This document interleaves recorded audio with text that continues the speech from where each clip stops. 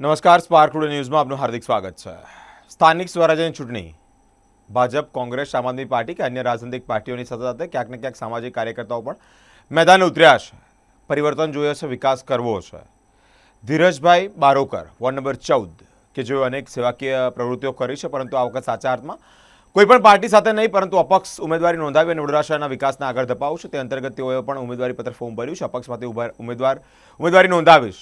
તેઓનું શાઇન એટલે કે તેઓનો સિમ્બોલ છે માચિસ. આપણે તેઓ સાથે સીધી વાતચીત કરી છે. વોર્ડ નંબર 14ના વિકાસને તેઓ કઈ રીતે જોઈ રહ્યા છે. ધીરજભાઈ, સ્પાર્ક ટુડે ન્યૂઝમાં આપનું હાર્દિક સ્વાગત છે. તમામ દર્શક મિત્રોને જય શ્રી રામ. આપણે જેમ વાત કરી વિકાસની જે સમસ્યાઓ છે, અમારો વિસ્તાર વાડી વિસ્તાર છે, તેને કોઈ પ્રકારનું ધ્યાન આપવામાં ન આવ્યું છેલ્લા 5 વર્ષોમાં. કાઉન્સિલ એના પહેલાંની ટર્મે બી કોઈ વિકાસ નહોતો કરેલો. આમાં વિસ્તારમાં આવેલું એક રામનાથ તળાવ એક હતું, એને અમે બહુ સંઘર્ષ કરીને લડત લડીને છેલ્લા બ્યુટિફિકેશનમાં મંજૂર કરીને હાલમાં એ તળાવ બની ચૂકેલ છે. એટલે જ્યાં એને અમે એટલી મહેનત કરીને એની માટે સંઘર્ષ કરેલો કે દર વર્ષે એના માટે અમે દીપ ઉત્સવ બી કરતા હતા. વિસ્તારમાં જે બી તહેવાર આવે તો અમે સામાજિક સેવાઓ કરતા હતા અમારા સનાતની યુવા સેનાના માધ્યમથી, અને ઘણા ધાર્મિક મુદ્દાઓમાં અમે ઝંપલાયેલા બી, ઘણી બધી મેટર્સમાં બી અમે હિન્દુત્વની બી પડેલા.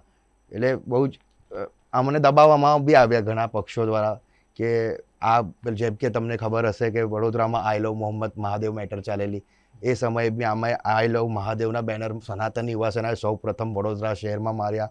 જેમ કે આણંદમાં બી ટાઈગર રાજાસિંહ આવેલા, એમને બી ઉલ્લેખ કરેલો અમારો સનાતની યુવા સેનાનો કે ગુજરાતમાં પ્રથમ બેનર મારનાર સનાતની યુવા સેના હતું આઈ લવ મહાદેવના. તો એ બેનર હટાવવા માટે જ બી અમને બહુ જ પ્રેશર આવેલું, અને બહુ બધી પોલીસનો કાફિલો, જેમ કે મેં કંઈ બહુ મોટું એ કર્યું એવું એટલો પોલીસ કાફિલો મને સમજાવવા આવેલો. છેલ્લે બેનર્સ હટાવ્યા અમારા.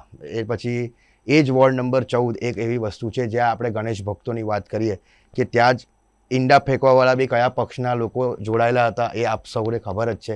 એટલે ધાર્મિક રીતે જોવા જાય કે હિન્દુત્વના નામે આ સરકાર જે બની છે એ વડોદરા શહેરમાં એ લેવલે કામ કરી જ નથી રહી. અને મોદીજીના વિચારધારાથી જ અમે આ બધા સંગઠનો આવેલા છે. સનાતની યુવા સેના છે, બજરંગ દળ છે, આ બધા જેટલા બી હિન્દુત્વવાદી સંગઠનો છે એ બધા મોદીજીના વિચારધારાથી જ ઉત્પન્ન થયેલા સંગઠનો છે. બરાબર. તો આપણે આ લોકો હિન્દુત્વના નામે જ આપણાને મૂર્ખ બનાવે છે.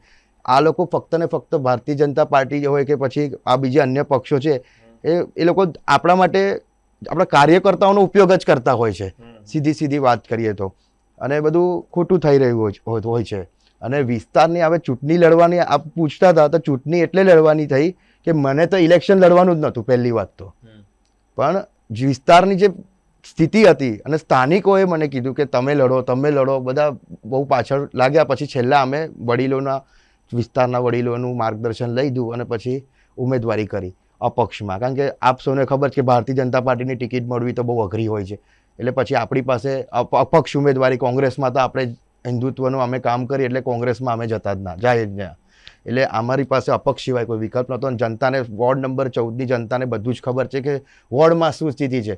આપણે તો શહેરમાં બી કામ કરેલું છે અમુક મુદ્દાઓમાં, પણ આપણે હાલમાં વોર્ડની વાત ચાલી રહી છે એટલે વોર્ડના લોકોને બધું ખબર છે. આજે મેં ડોર ટુ ડોર કેમ્પેન કર્યું, મેં ડોર ટુ ડોર ઘરે જઈને મારા પેમ્પલેટ્સ આપ્યા, અને ઘરે જઈને તો પબ્લિકનો મને એવો સરસ રિસ્પોન્સ મળ્યો કે આ વખતે અમે અપક્ષને જ આપીશું. એટલે અને અપક્ષ એટલે જનતાનો ઉમેદવાર, એટલે જનતા માટે બનીને આવેલો એક ઉમેદવાર છે કે જનતાના સવાલ જવાબ થઈ સભામાં કરે. જેમ અમે રોડ પર વિરોધ કરતા હતા તો મને એક મત આપો, હું અંદર જઈને તમારા માટે જ લડવા નીકળ્યો છું, તમારા કામો કરીશ અને કરાવડાવીશ, અને અંદર સભામાં બી આવાજ ઉઠાવીશ.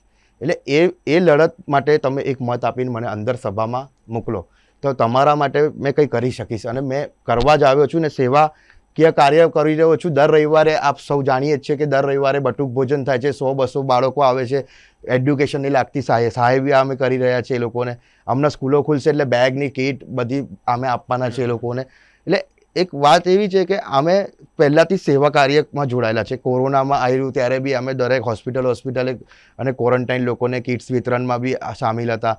પછી આપણે પૂર જેવી સ્થિતિ હતી અમે બી ભોજન લઈને નીકળેલા ટેમ્પોમાં. એટલે એવી બધી સમસ્યાઓમાં સેવામાં બી અમે શહેરમાં સાથે જ રહેલા છે. ધીરજભાઈ, શું માનો છો? જીતનો વિશ્વાસ વ્યક્ત કરો છો? હા, હાલમાં જો આપ સૌ જાણીએ છીએ કે વોર્ડ નંબર 14 એક એવી જગ્યા છે કે કોંગ્રેસનું આવું તો બહુ દૂરની વાત છે. ભલે કોઈ કેટલું બી કે હવે 10-10 15-15 લાખ ખર્ચો કરશે લોકો, પછી પહેલાં જીતીને એ પૈસા રિકવર કરતા હોય. એટલે મોટી વાત છે કે મેં તો સાધારણ વ્યક્તિ છું, ગરીબ મધ્યમ વર્ગથી આવેલો વ્યક્તિ છું, અને મેં ફક્ત પેમ્પલેટ્સ વિતરણ કરીને ડોર ટુ ડોર પોતે લોકો જોડે વાત કરીને સમજાવ્યા છે કે આવી આવી સ્થિતિ છે, એક મત અપક્ષ ઉમેદવારને આપવો જરૂરી છે. વડોદરા શહેરમાં અપક્ષ ઉમેદવારો જો આવ્યા ને તો શહેરનો ખરેખર વિકાસ ને પરિવર્તનનો માર્ગ આવશે. નિશાન બી માચીસ એટલે રાખ્યું છે કે આ માચીસ સરકશે તો અંધકાર હટાવશે, પ્રકાશ ફેલાવશે. લોકોને અંદર જે મોટી પક્ષ એટલે રાષ્ટ્રીય આપણી ભારતીય જનતા પાર્ટી જે પક્ષ છે જેને લોકોને મૂર્ખ બનાવવામાં આવ્યા છે કે આવું કરીશું તેવું કરીશું, આમ મોદીજીને આપણે વિચારધારા, મોદીજીને દિલ્હીમાં આપણને જરૂર છે એ વસ્તુ સમજીએ છીએ બધી રીતે. વડોદરા શહેરની પાલિકામાં મોદીજી નથી બેસતા. અહીંના મોદીજીના નામ પર ચૂંટાઈને આવેલા લોકો આપ જનતાનું ખૂન ચૂસ્યું છે લોકોએ. આપ સૌને ખબર છે ખાડો હોદ્રા બનાવી દીધેલું, લોકો અકસ્માતો એટલા થયા. આમ હાલમાં અમારો જે સ્મશાન માર્ગ છે રામનાથનો, આપ એ બી એકવાર આવેલા સમાચાર માટે તમે જોયું હશે કે એ સમય કેવો હતો કે ખાડા જ કેટલા બધા છે કે ત્યાંથી સ્મશાન યાત્રા પસાર થતી હોય છે. એ સમય તો એવો હતો કે શ્રીજીની પ્રતિમાઓ બી પસાર થવાની હતી. એકવાર તો શ્રીજીની પ્રતિમા તો ખંડિત થઈ ચૂકેલ છે. 1 મહિનો એવો હતો. જો હવે શિવ ભક્તોની વાત કરીએ તો વડોદરા શહેરને શિવજીની નગરી કહેવાય છે. નવનાથ મોદીજી પોતે આવેલા લેપ્રસી ગ્રાઉન્ડમાં, ત્યારે આપ સૌને યાદ હશે કે વડોદરા શહેરનું રક્ષણ કોણ કરે છે, કે નરેન્દ્ર મોદીજીએ કીધેલું કે વડોદરા શહેરનું રક્ષણ કરે છે નવનાથ. તો એ નવનાથમાં આવેલ વાડી વિસ્તારમાં વોર્ડ નંબર 14માં રામનાથ મહાદેવ છે.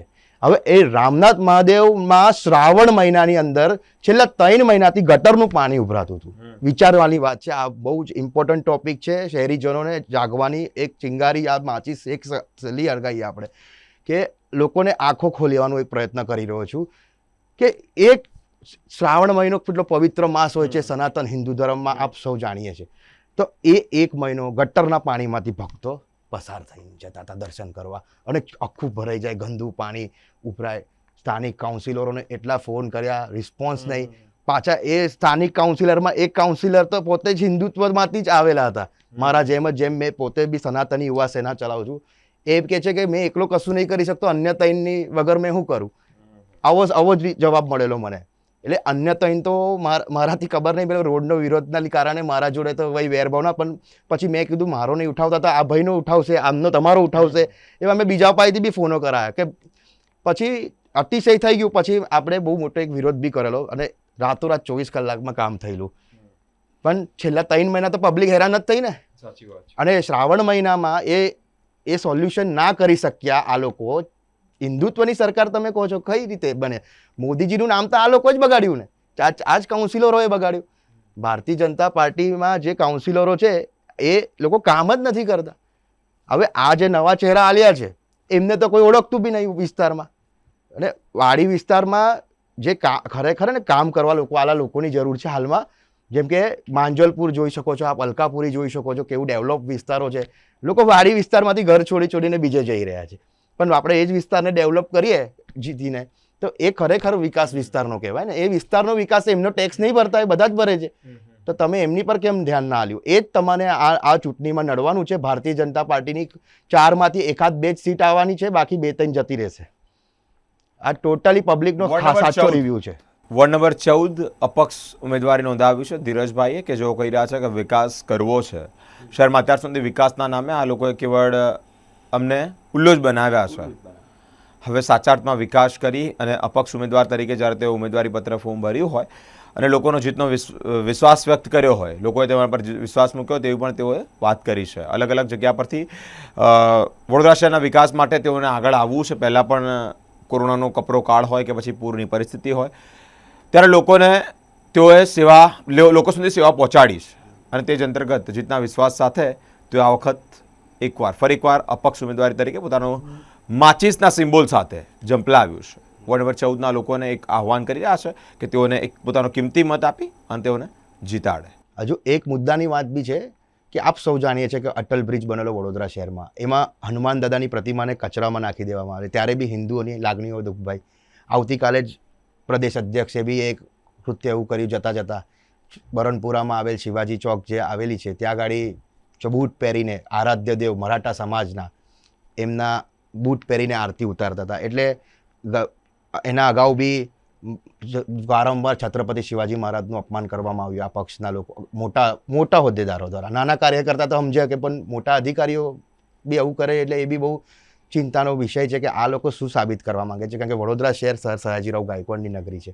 મહારાષ્ટ્રીયન લોકો વધારે વસાવટ છે, અન્ય બી જાતિના લોકો છે, પણ મરાઠી લોકોનું બી અપમાન થયું ને આમાં. છત્રપતિ શિવાજી મહારાજનું અપમાન એટલે બધા દેવતા જેવું એમની પૂજા કરતા હોય છે અને એમનું જે અપમાન બૂટ પહેરીને આરતી કરવામાં આવી. આજે કમળ તમે જુઓ 13/14 કચરાની જેમ રોડ પર પડ્યો છે. એટલે આ બી એક ખોટી વાત છે કે ખોટી રીતના આજે એ લોકો ગભરાઈ ગયા હશે કદાચ તો એવી રીતે એમને કચરામાં કમળ નાખવો પડ્યો. એટલે એ બી એક વિષય છે. પણ જે અટલ બ્રિજની વાત કરીએ છીએ આપણે, તો એમાં હનુમાન દાદાની જે પ્રતિમા હતી એ કચરામાં ફેંકવામાં આવી. તો એ મૂર્તિ બી આ માટે બી અમે લડેલા અને એ મૂર્તિ હાલમાં તરસાલીમાં પડી છે. એટલે એ મૂર્તિ જો યાદ રાખવાની વિષય છે. મૂર્તિ પાછળનું રહસ્ય શું છે, શું થયું? એ મૂર્તિને આ લોકોએ છે ને કચરામાં નાખી દીધેલી બ્રિજ બનાવવા માટે. એ સમયે કેવું રોકડિયા મેયર હતા અને એ ટાઈમે અમે એમાં ઝંપલાયેલા. એ સમયે બી તમારા મીડિયા મિત્રોએ અમને સાથ સહકાર સારો આપ્યો. મૂર્તિ અમારી પાસે છે, મૂર્તિ હાલમાં સારી કન્ડિશનમાં છે તરસાલીમાં. મારા મિત્ર હજી હા એક ભાઈના તઈ છે, મંદિર જેવું બનાવ્યું છે, એમાં એ પૂજા અર્ચના કરે છે, મસ્ત કલર બલર કરીને શણગારીને મૂકેલી છે. આટલી મૂર્તિ નથી ને આપણે બ્રિજ પરથી કાટમળમાં ફેંકી દીધેલી એ તરસાલી મોકલી, તરસાલીમાં મૂર્તિ છે. રોડ રસ્તાની વાત રહી છે તો એ કાર્ય તો અમે MBA ને રોજ રોડ રસ્તા માટે વિરોધ કરતા હતા. ગટર લાઈનો ઉભરાય.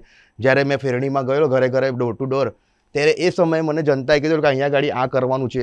એવા બી ઘણા લોકો મળ્યા, ઘણા મને ઉપર બી તૂટી પડ્યા કે ભાઈ કોઈ દેખાતું નહીં, વોટ લેવા બધા આવી જાઓ છો. મેં કીધું મેં તો પ્રથમ વખત આવ્યો છું, મારી જીવનની પહેલી ચૂંટણી છે, અપક્ષ તરીકે આવ્યો છું. તમારા માટે મેં કોઈ ભાજપ કોંગ્રેસ નહીં. હા તો ભાઈ બરાબર છે, ભાજપ કોંગ્રેસ અહીં જોઈએ જ નહીં, એવા બી લોકો મળ્યા. એટલે અપક્ષ એક સુંદર તમારે એક મોકો મળ્યો છે કે અપક્ષને મત આપો. તમારે ખરેખર તમારું કામ કરવાવાળો વ્યક્તિ છું. ગાજરાવાડીમાં આવેલ અમરનાથ મહાદેવ મંદિર છે, ત્યાં જ મારું બેઠક છે. ઘણા લોકો ત્યાં જ બધા સમસ્યા લઈને આવતા હોય છે, દૂર દૂરથી બી આવે છે, પાદરા, આનંદ બાનંદ કઈથી લોકો. હાલમાં અમે કમસે કમ 10 થી 15 ગુમ થયેલ છોકરીઓને બી શોધી રહ્યા છે.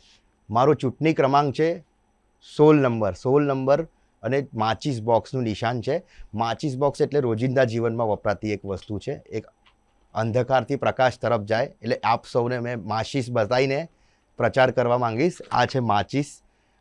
માચીસ આ યાદ રાખજો, એક મત માચીસને આપવાનો છે.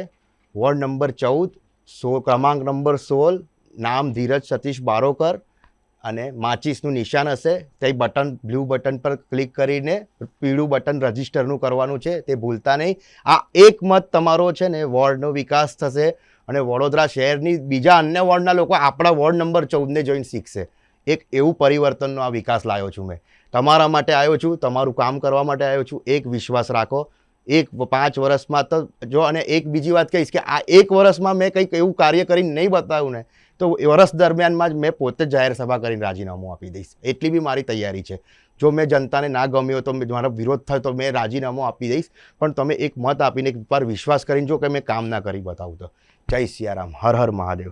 સોશિયલ વર્ક કરતાં ફરી એકવાર તેઓ રાજનીતિમાં આવવાનું નક્કી કર્યું અને વોર્ડ નંબર 14માંથી અપક્ષ ઉમેદવારી નોંધાવી છે. તેઓનું કહેવું છે કે લોકો વિશ્વાસ મૂકી રહ્યા છે અને ફરી એકવાર તેઓને જીત અપાવી સાચા અર્થમાં એ વોર્ડનો વિકાસ થાય તેવું પણ તેઓ ઈચ્છી રહ્યા છે. અલગ અલગ ઉમેદવારો સાથેની વાતચીત આપ સુધી લઈને પહોંચતા રહીશું. તમામ અપડેટ જોવા માટે અમારી સાથે સ્પાર્ક ટુડે ન્યૂઝ પર જોડાયેલા રહો. કેમેરામેન નિસર્ગ સાથે હું બિરેન, સ્પાર્ક ટુડે ન્યૂઝ.